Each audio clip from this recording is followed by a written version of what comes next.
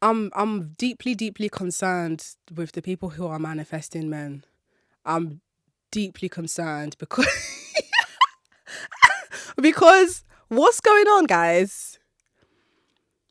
Do, okay, let's talk about manifesting. What is manifesting? Because in the age of social media self-help and positivity and, digitized spirituality, manifest is a very, very commonly used word. And I don't think it's a bad word. I think it serves its purpose when used correctly. But what is manifesting?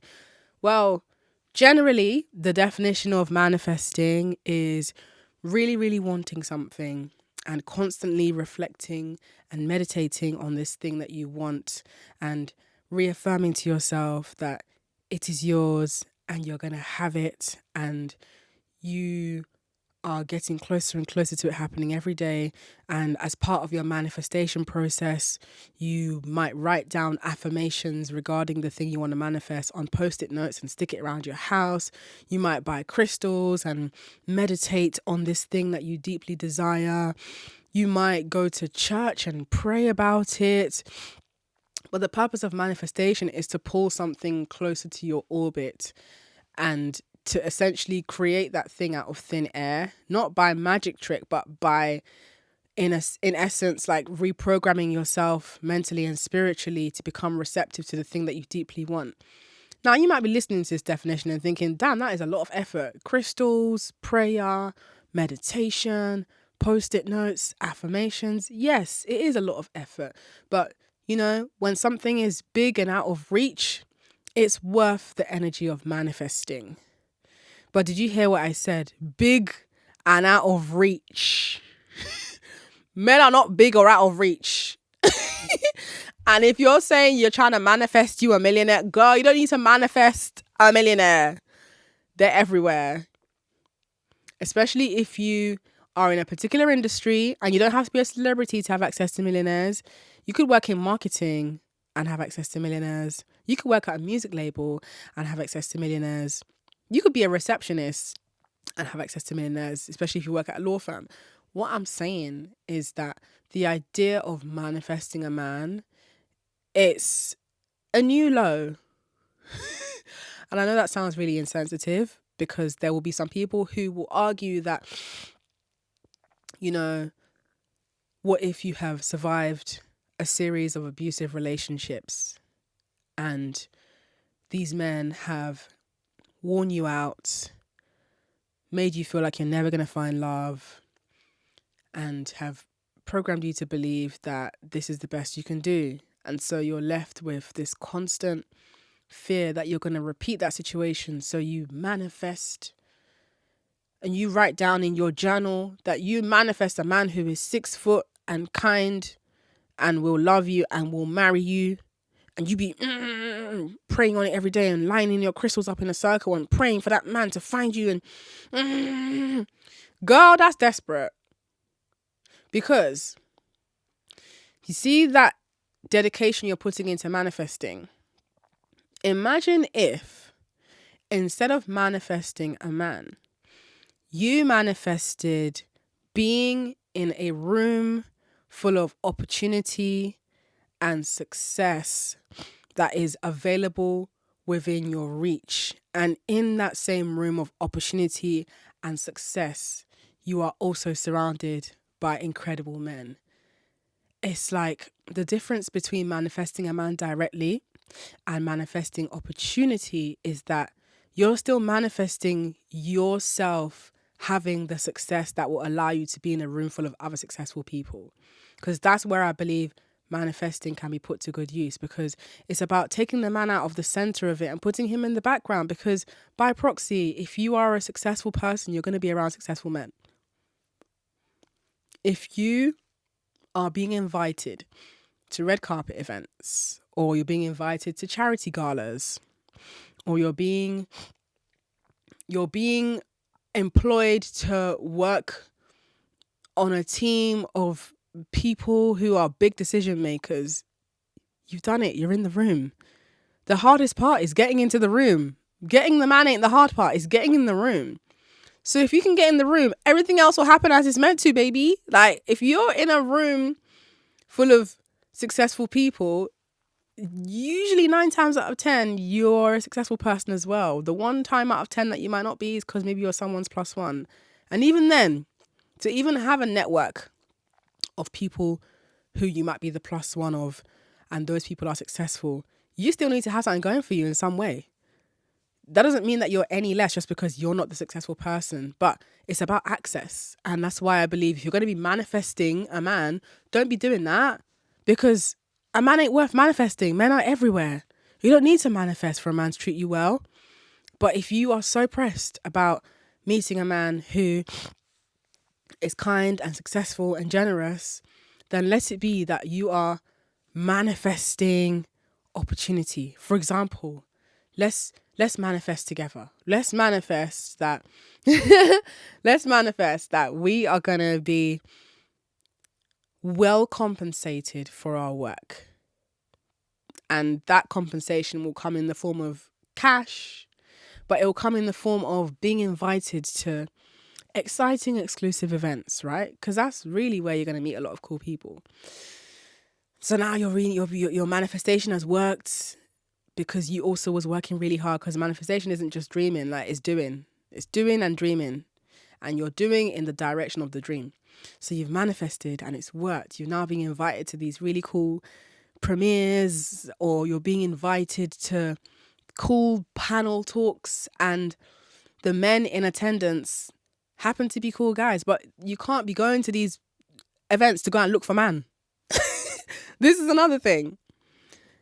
If you are operating from a place of desperation, desperate enough to be manifesting a man, the manifestation of an opportunity to be in a room full of men like the men that you want to meet, it won't really bang, because like you could end up manifesting the opportunity, but then you go and spoil it by being desperate.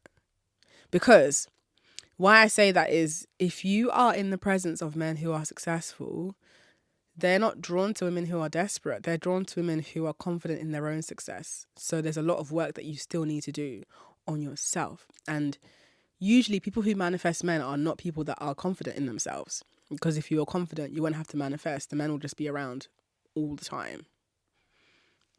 As someone who, listen, I'm not even a sort of commercial household name type of public figure.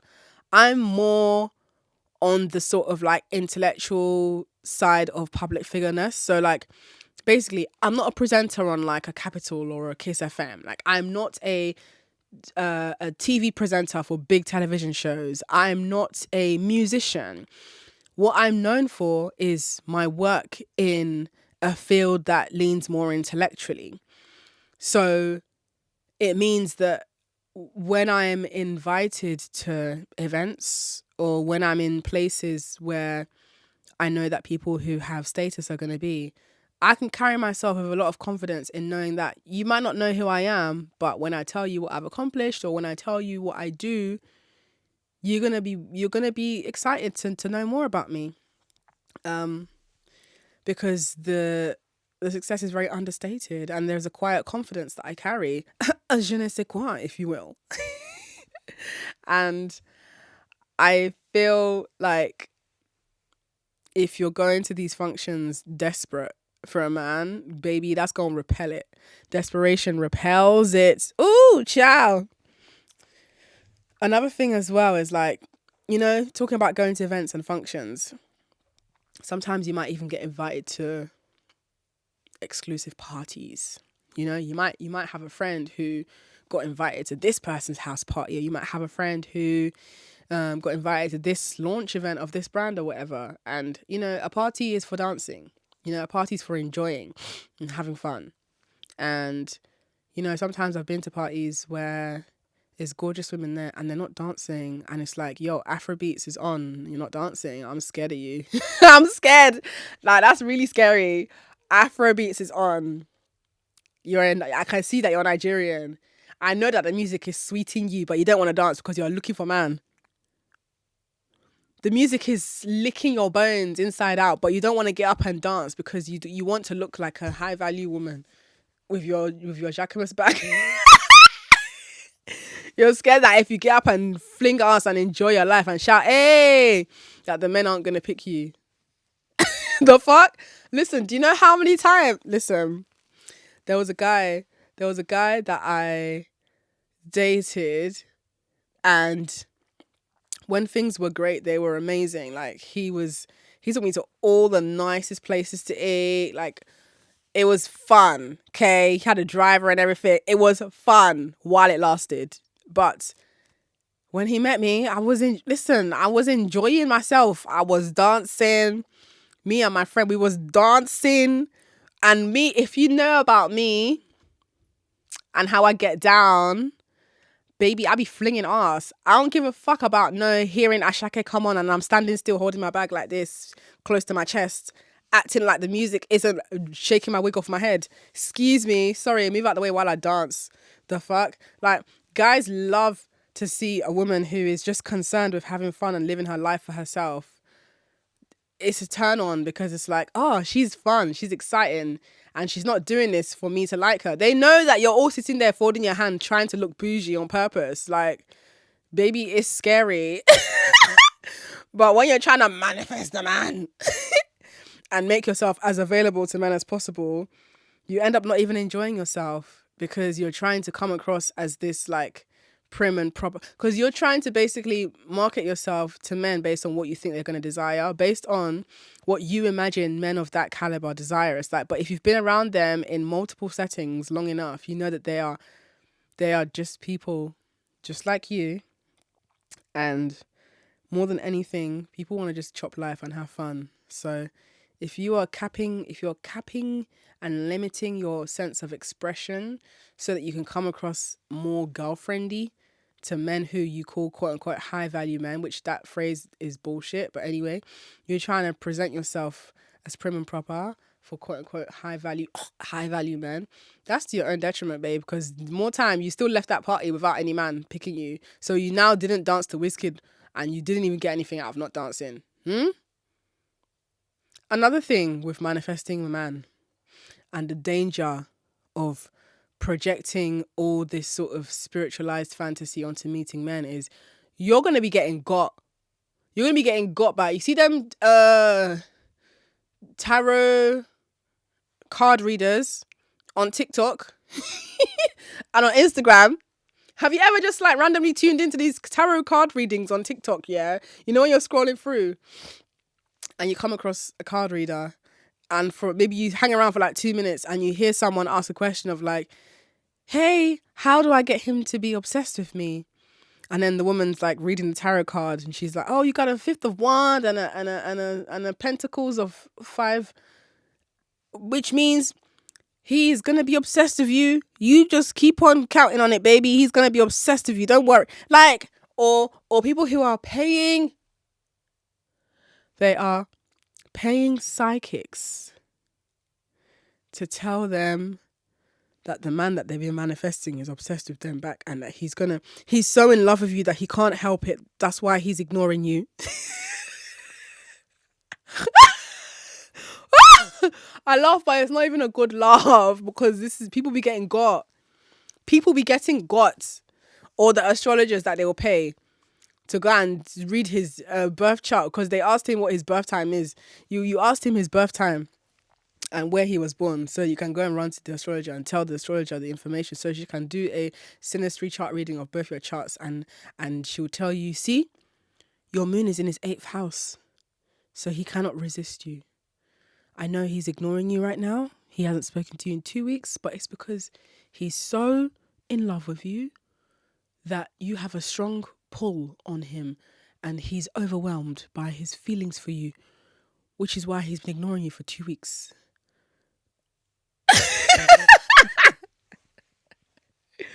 Yo, people who are desperate for man are the people who get scammed the most. Did you also know as well that like you see the 419 scams, yeah?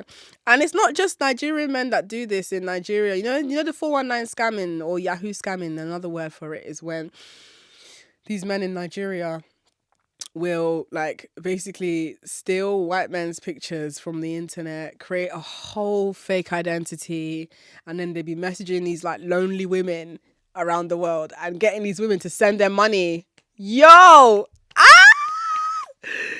Because these women are desperate for a connection with a man. And in these emails, these scammers will pretend to be this white guy that's interested in them, and they will tell them, "Oh, I'm looking forward to marrying you." You know, they'll even do phone calls. They won't switch the webcam on, but they'll be doing phone calls. So this woman is getting the sort of immersive experience of a long distance relationship. And because she's desperate and lonely, she'd be sending this man thousands of pounds, because the man behind the screen will type up a fake scenario of like, you know, baby, I'm trying to get my visa to come and see you, but the visa officer said that I need £6,000 to put through this visa. I just need your help. I can't wait to pay you back. You know, my money is just stuck abroad right now from my past. You know, it's just a lot going on, but I just know that the love we have for each other. Wham, £6,000 sent, ghosted, done. That woman is bereft, left beside herself, shaken at how she got scammed out of 612. There's women that's been scammed out of their inheritance money, sending men in Nigeria money because they thought those men were actual men that were in love with them. And it's like, baby, if you right now are obsessed with men and you're manifesting men, you are on course to becoming those women who are in their 40s and 50s who are getting got by Yahoo scammers. You're literally the same material of prime prey for these men. If you're desperate for man, you are likely to be scammed by men. That's how it ends up happening, man. Or another one. Going to church, not to look for God, but to look for man. Going to church. One eye is on the person reading the sermon. Another eye is scanning the room, looking for man, looking for who you crash eye contact with. So you can hopefully brother, sister of God your way into some pussy and some dick. Hopefully get married because of desperation. Like, desperation can take you to very, very insane places, man. And I'm not even saying it's insane to go to church, but it's the idea of like, you're going to church, not even to go and like develop a relationship with God, but is to hopefully be in with the chance of meeting a man, because you're so desperate that you're literally now actively in search mode. And that's worrying, because women aren't supposed to look for men. We don't have to look for men. The reason I say we aren't supposed to look for men isn't because I'm peddling some gender role based narrative. It's the idea that like dick is everywhere and a woman does not have to work for it. It's everywhere. So in that same respect, you don't need to chase a man, because when have you seen an egg leave the fallopian tube, crawl out of the vagina, walk on the road, and then go and find sperm? Where do you see that happen? It don't happen. Right then. Another thing with being desperate and manifesting a man is you be over attaching to every man you somewhat sort of get along with, to the extent that you be calling every man your twin flame. Twin flame? Which one is twin flame? Because that to me sounds a lot like limerence. Do you know what limerence is? Limerence is a word that I learned recently that explains what happens when... This usually happens to like more anxious attached people, and majority of people who are anxious attached are women. But limerence is basically when you come across someone that you're attracted to, and you know, there's been enough of a back and forth for you to form the belief that this person could be the one. And so as a result of that, you now start reading into every interaction with that person. You get like butterflies when that person texts you. Your day is awful when they don't text you. You feel this sense of fear that they're going to leave if you're not interesting enough. So you overcompensate. You almost smother them. But aside from the smothering, limerence is more just what happens mentally for you or to you in this process of being prematurely and incorrectly attached to this person who has no business deserving your attachment to them. The limerence is the psychological view you have of that person, where they are a very big source of dopamine for you, and their presence/absence has an impact on your day. And this is very different to the feeling of talking to someone you care about and feeling really happy that you spoke to them. It's different to the feeling of someone you care about disappearing for a while and you being a bit worried, like, I hope they're okay, let me check in on them. Because you've already built enough of a trusting environment with them where you know that if they disappear, something is actually wrong, as opposed to a guy who's deliberately ghosting you to see if you're going to chase him. But if you are desperate and you're in the mindset of trying to manifest a man, and this is one of them spiritual brothers that be wearing, that he's got dreadlocks and he be wearing them burlap head wraps and the ankh wooden necklace and the beads, and he got him a few tattoos of women with afros and Africa tattoo. Girl, you're gonna be projecting a lot of wonder onto him, and that's the limerence happening, where you become so mentally attached and spiritually attached to him that because of this man, you're paying tarot readers money to confirm your bias that he likes you.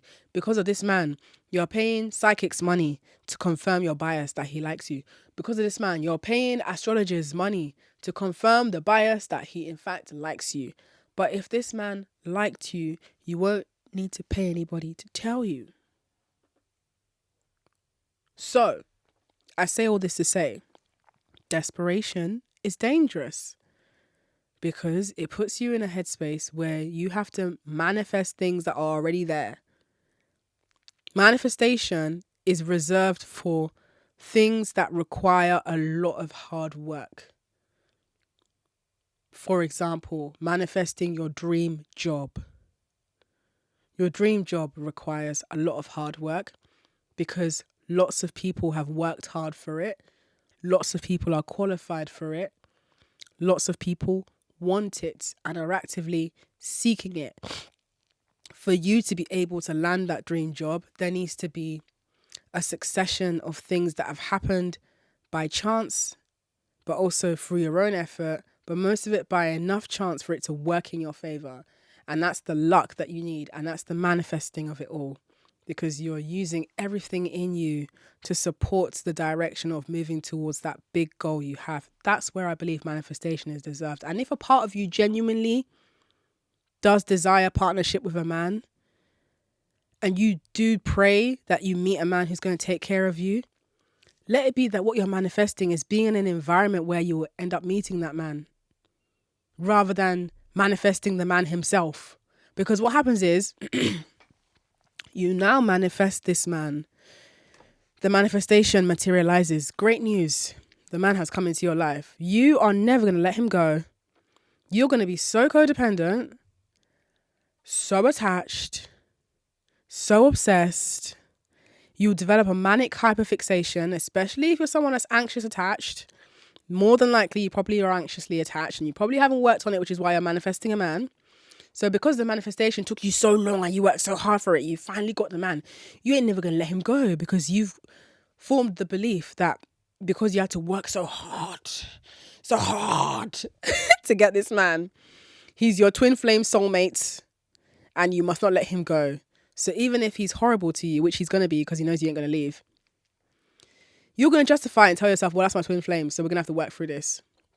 You know, this is a we problem. We are a team. Even though he's the one that's doing it, we are going to work through this. So the man that you manifested, what about him? Did he manifest you? Or did he just come across some woman who he noticed was desperate enough to let him hit really quickly and to let him sleep in her house and to let him run up her water bill and to let him burn up her electricity card? And he gets the benefit from that. He didn't manifest you.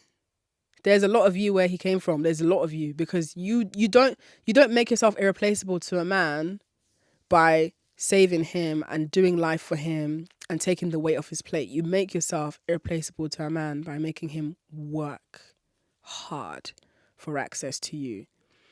And the working hard isn't just you making him do menial, silly, random, made-up tasks for the sake of it. I'm talking working hard as in, if you met him at a stage in his life where he's not doing well for himself, he has to be so motivated to want to be with you that he's going to go work really fucking hard and make something of himself and he can come get you when he's blown. You made him work for that. And in effect, he will even thank you for it because you inspired him to get up. You inspired him to get your fucking ass up and work.